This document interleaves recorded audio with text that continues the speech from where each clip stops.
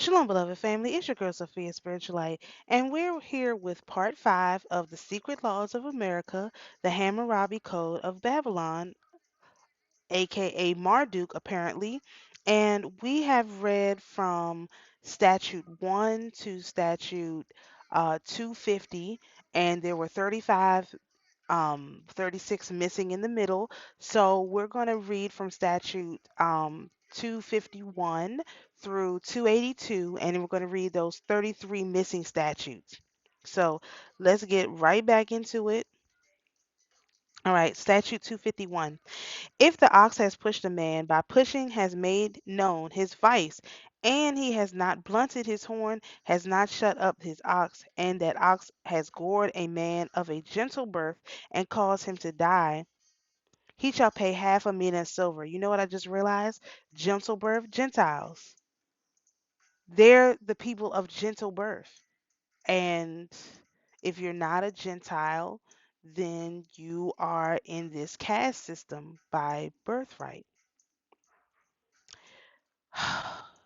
Mm. He says gentle, but he means Gentile. Okay, Statute 252.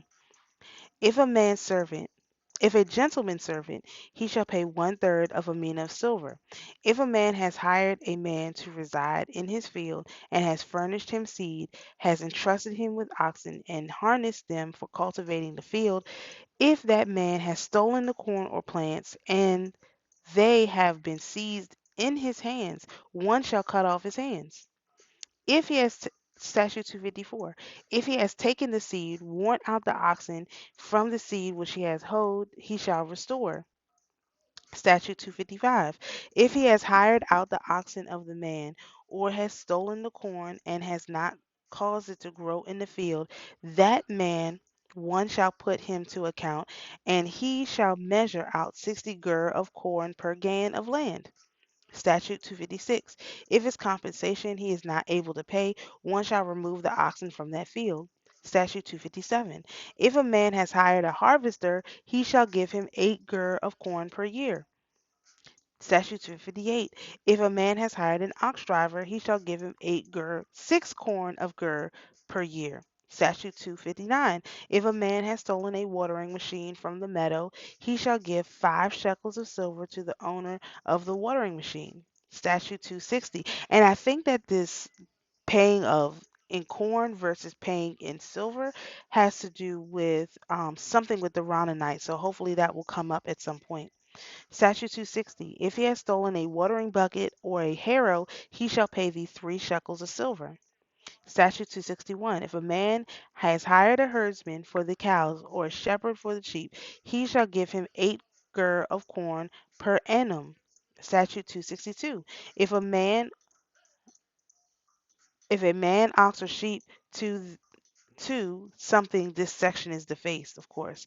Statute 263. If he has caused an ox or sheep which has given him to be lost, ox for ox, sheep for sheep, he shall render to their owner. Statute 264. If a herdsman who has had cows or sheep given to him shepherd, he has hired whatever he agreed, and his heart was contented, has diminished the cows, diminished the sheep, lessened the offspring, he shall give offspring and produce according to the tenor of his bonds. Thank Joseph, okay? And this whole sheep thing. Statute 265.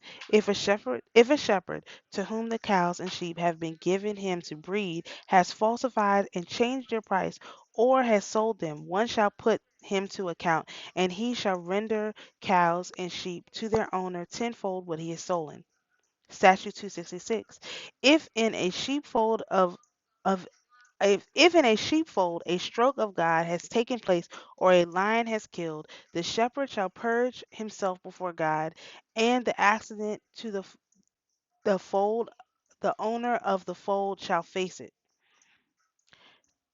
Statute 267. If a shepherd has been careless in a sheepfold and caused a loss to take place, the shepherd shall make good the fault of the loss which has caused to be in the fold, and shall pay cows or sheep, and shall give to their owner. Statute 268. If a man has hired an ox For threshing, 20 ka of corn is its hire. Statute 269. If he has hired an ass for threshing, 10 ka of corn is its hire. Statute 270. If he has hired a calf or a goat for threshing, 1 ka of corn is his hire. Statute 271. If a man has hired an oxen, a wagon, and its driver, he shall give 180 ka of corn per diem.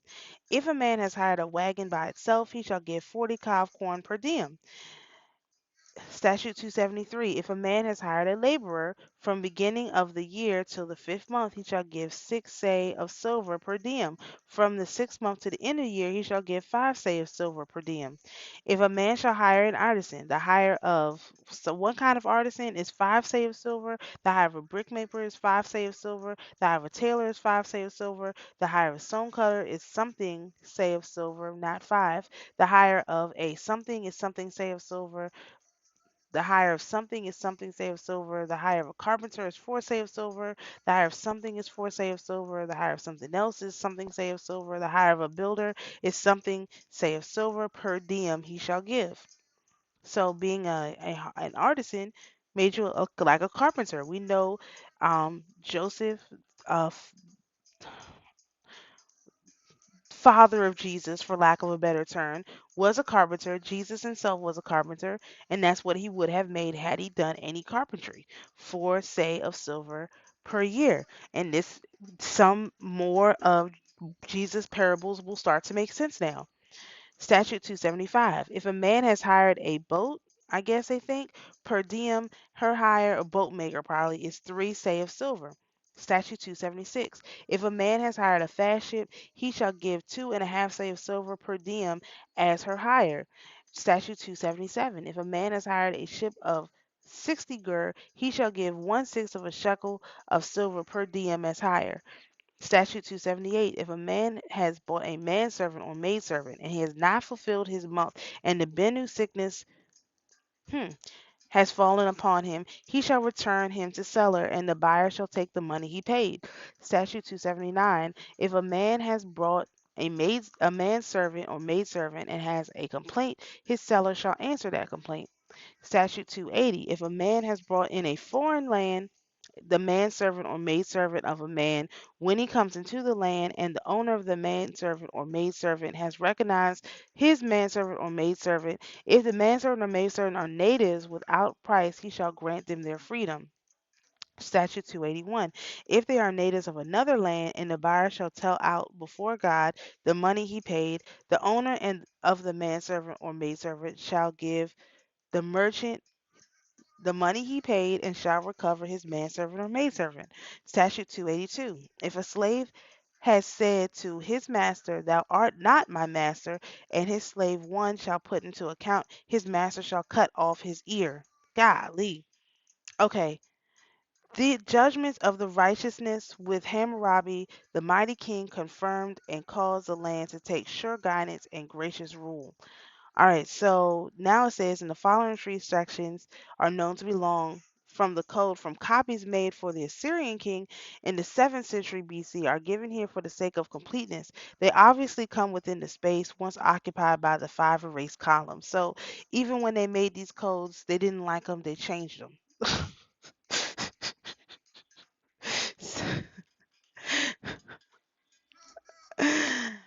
Okay, I don't know what code this is. X. X, Y, and Z. Okay, these are they were just they were they covered those whole 30 parts that were missing, 30 or so. X, Statute X. If a man has taken money from a merchant and has given a plantation of dates to the merchant and has said to him, The dates are in the plantation, take for thy money, that merchant shall not agree. The dates that are in the plantation, the owner of the plantation shall take. He shall answer to the merchant for the money and its interest according to the tenor of his bond. The dates that are over, which are in the plantation, the owner of the plantation shall take forsooth. Now, remember or keep in mind that a bond is different from a contract. So they actually had to pay a bond when they executed their contracts. All right. Statute Y. The man dwelling in the house has given the owner of the house the money of its rent for full the year. The owner of the house has ordered the dweller to go out when his days are not full. The owner of the house, because he has ordered the dweller to leave when his days are not full, shall give him the money which the dweller gave him. They're supposed to return your money if you rent a house and they tell you to go, they're supposed to return your money. They really don't want you to know that. Statute Z. If a man has to pay in money or corn, but has not money or corn to pay with, but has goods, whatever is in his hands before the witnesses, according to what he has brought, he shall give his merchant. The merchant shall not object, he shall not receive it. All right, that's literally the entirety of the code. 60 pages. This book is 180 pages long. So we read the whole 60 pages. We read the whole code, and then it has that's the end of the book. It's only 100 pages. We read the whole code, the oldest code of laws in the world. We read the whole code. Remember, 2285 BC. So that's 17. Yeah, 17. 20, so 17 to 2242. 2285 to 2242. That's right. The numbers were bigger and then they got smaller to get to Christ. So this was 2,000 years before Christ said these laws were written. And so I think the parables make a lot more sense now. A lot of the stories make sense. A lot of those rabbinical laws in Leviticus, those all make sense. Um, Everything, a lot of stuff makes sense now once you read these laws and these codes. So again, I encourage everybody to go read them for themselves. You know me, I'm not done digging yet because I want to know what the real commandments that Moses gave out are.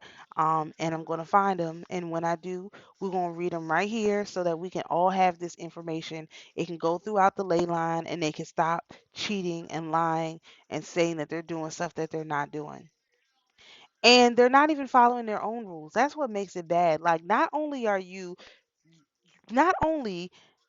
telling us to follow the rules that you don't follow, you keep changing the rules like they did on this tablet, erasing the part they didn't like and changing it so that they didn't have to follow it. They could follow the rules that they made up. And definitely usury was established in this. It's really horrible. It's really horrible. So, I'm definitely going into prayer all day today. This is a travesty of justice, and I'm really going to be asking for. Me personally, I'm asking to be retired. If this has been going on since 2285 BC, at least that's when the code was written down. If this has been going on since 2285 BC, I'm ready to retire. My ancestors have been enduring this for 4,000 years. We thought we were in jail. We were serving punishment for 400 years. This looks more like 4,000 years. And so, if for 4,000 years my poor soul has not been able to have any rest, I'm ready to retire. And that's it. That's all. There's no if, ands, or buts about it. We have got to stop. We have got to stop. And so, anyway, that's for everyone to think about. So, to the spirits who are here with us, you're invited to go in peace. To my beloved viewers, you're invited to be at peace. And always remember, the Most High is your peace. Shalom.